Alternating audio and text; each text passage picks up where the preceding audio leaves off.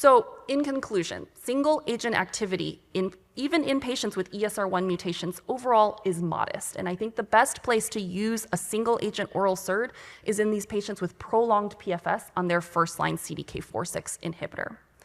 We'll see what the FDA does with the SERENA-6 data. We can consider a switch strategy for these emergent ESR1 mutations.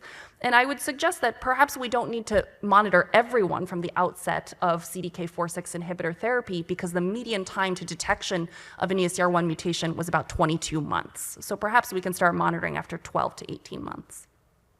The efficacy in the ESR1 wild-type population is very limited.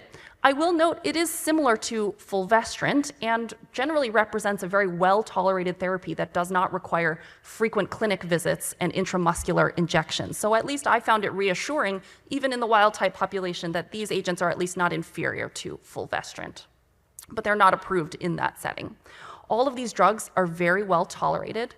I will note that while premenopausal patients were pretty underrepresented in all of these trials, ovarian suppression should be given concurrently in premenopausal patients. Even theoretically, with significant estrogen receptor degradation, that may not be necessary, but we just haven't looked at that in a clinical setting. And lastly, we're going to await more data on combinations with targeted therapies.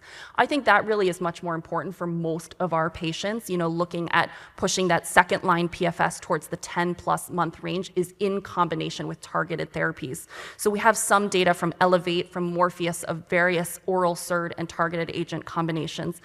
I think ultimately, in the future, what we will have is the oral SERDs just like aromatase inhibitors, where you can essentially mix and match with the different targeted therapies, but that is still to come in the coming years.